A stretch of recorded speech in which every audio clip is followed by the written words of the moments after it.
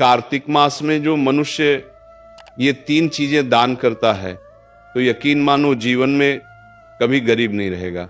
साथियों, कार्तिक मास का समय वह दिव्य अवसर है जब भगवान स्वयं पृथ्वी पर उतरकर अपने भक्तों के घर आते हैं। ये मास केवल पूजा या व्रत का नहीं, बल्कि आत्मा को शुद्ध करने और अपने जीवन के पापों को मिटाने का अवसर है।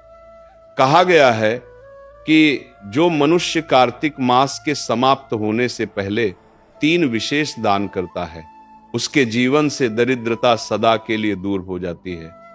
क्योंकि दान केवल धन का लेन देन नहीं होता, यह हृदय की पवित्रता और आत्मा की विनम्रता का प्रतीक होता है। जिस दिन मनुष्य सच्चे भाव से दान करता है, उसी दिन उसका भाग्य बदल जाता है। इसीलिए आज की इस कथा को ध्यान से सुनिएगा, क्योंकि यह केवल दान की बात नहीं करेगी, बल्कि यह बताएगी कि कौन से 3 दान ऐसे हैं जो भगवान विष्णु को अत्यंत प्रिय हैं और जिन्हें करने से जन्म जन्मांतर की दरिद्रता मिट जाती है। दर्शक बंधु, यह कथा आपको उस रहस्य तक ले जाएगी जो हमारे ऋषि मुनियों ने अपने अनुभव से पाया था कि धन तब तक सुख नहीं देता जब तक वह दूसरों के काम ना आए। तो आइए आज हम उस दिव्य रहस्य को समझते हैं कि कार्तिक मास के जाने से पहले वे कौन से 3 दान हैं जो जीवन में कभी भी कमी नहीं आने देते। साथियों, कार्तिक मास का पहला और सबसे पवित्र दान है दीपदान। दीपदान का अर्थ केवल एक दीपक जलाना नहीं है, बल्कि अपने भीतर के अंधकार को मिटाना है। जब हम दीपक जलाते हैं तो वह केवल तेल और बाती का नहीं होता, उसमें हमारी श्रद्धा, हमारी भक्ति और हमारी कृतज्ञता जलती है। कहा गया है कि जब व्यक्ति तिल के तेल का दीपक जलाकर भगवान विष्णु, तुलसी माता और गंगा मैया के नाम से दान करता है तो वह स्वयं अपने जीवन का अंधकार मिटा देता है। प्रिय भक्तों, जब कार्तिक मास की संध्या बेला होती है और सूर्य पश्चिम दिशा में ढलने लगता है, तब वो समय सबसे शुभ होता है।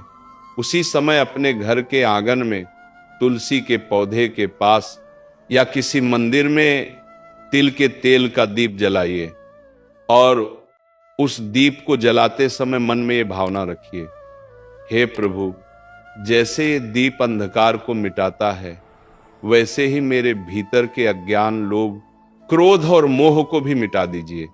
जो मनुष्य इस भावना के साथ दीप दान करता है, उसके जीवन में कभी अंधकार नहीं रहता।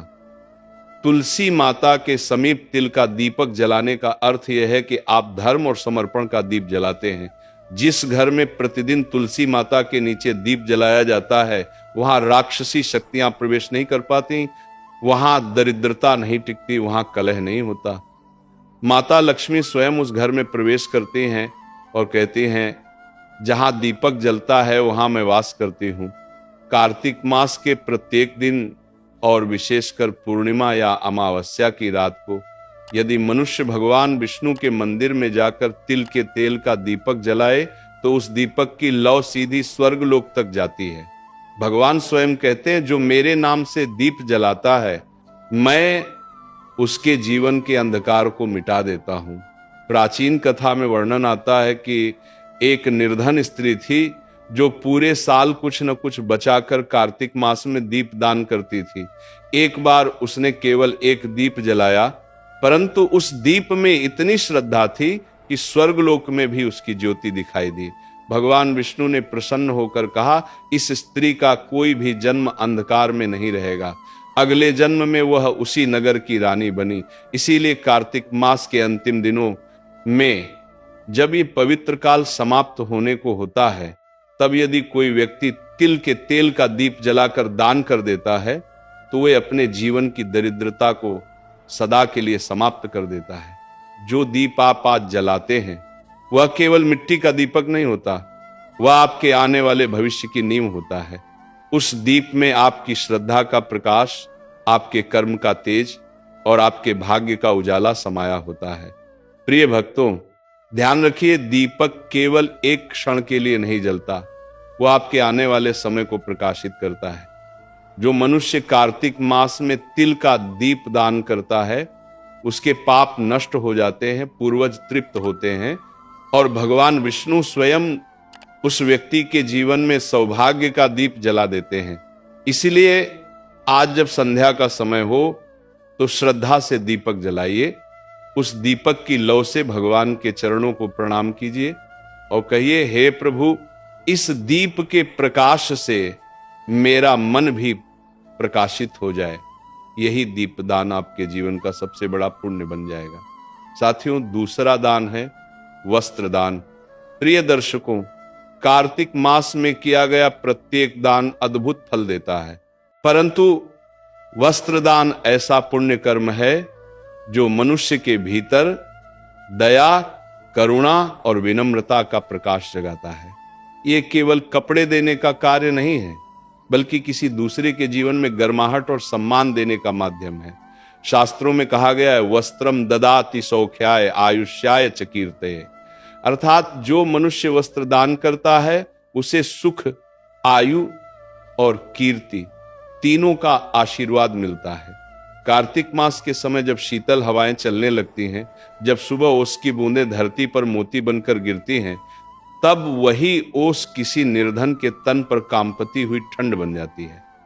ऐसे समय में यदि कोई व्यक्ति किसी जरूरतमंद को वस्त्र ओढ़ा दे तो वह केवल कपड़ा नहीं देता, वह भगवान को स्वयं ओढ़ा देता है। भक्तों, ये वही समय है जब मनुष्य का छोटा सा दान भगवान की नजरों में बड़ा बन जाता है, क्योंकि भगवान विष्णु स्वयं कहते हैं, जो मेरे किसी रूप को ढकता है मैं उसे अपने वैकुंठ में स्थान देता हूं। और हम जानते हैं हर जीव में भगवान का ही वास है। कल्पना कीजिए, एक गरीब वृद्ध सड़क किनारे ठंड से कांप रहा है, उसकी आंखों में भय नहीं परंतु उम्मीद की झलक है, शायद कोई आए और उसे एक ऊनी कपड़ा दे दे।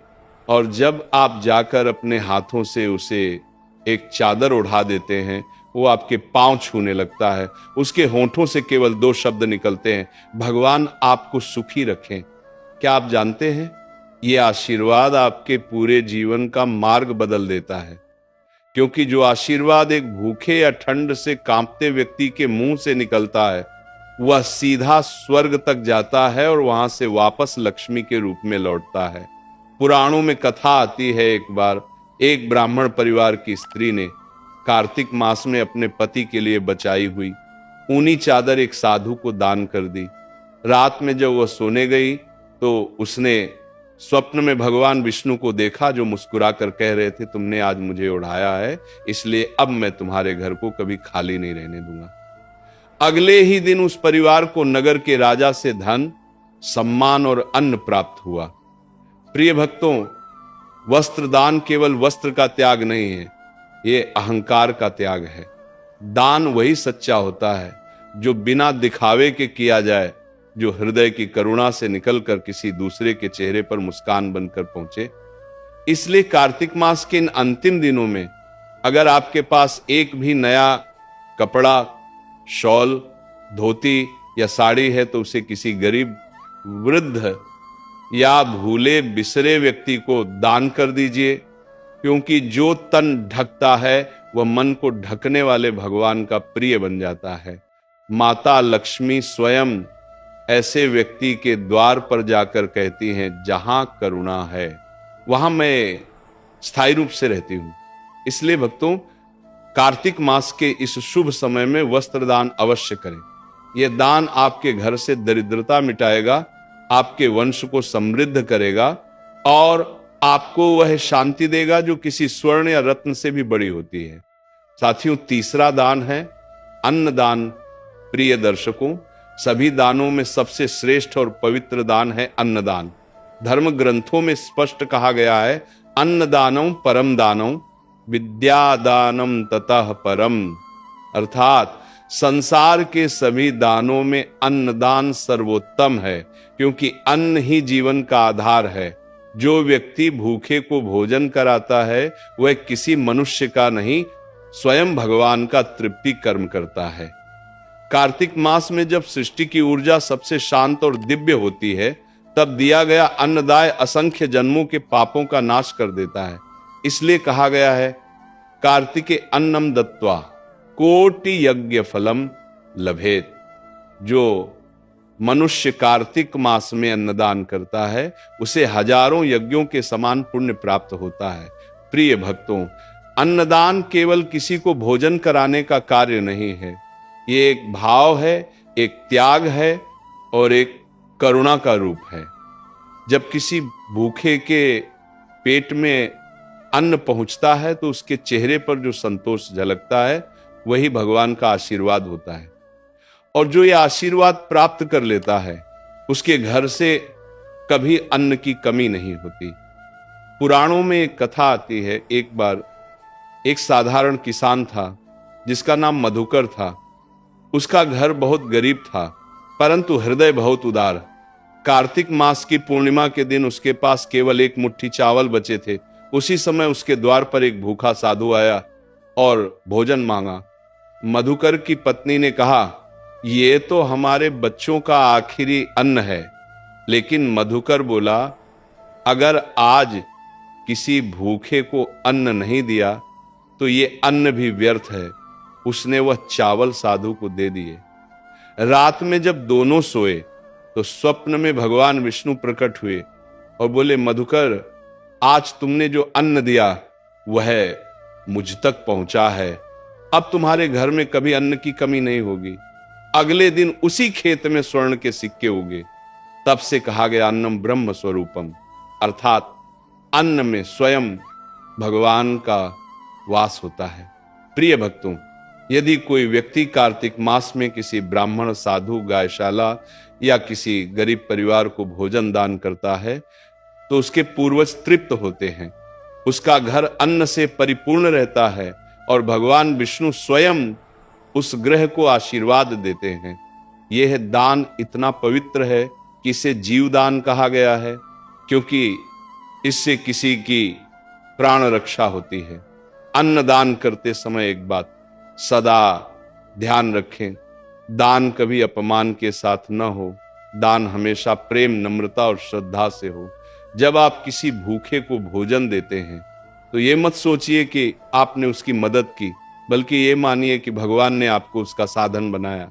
प्रिय दर्शकों, जब भी घर में अन्न पकाएं, उस अन्न का एक भाग गौ माता, पक्षियों या किसी भूखे को अवश्य दें, क्योंकि जो व्यक्ति अपने अन्न में दूसरों का हिस्सा रखता है उसके घर में सदा समृद्धि रहती है।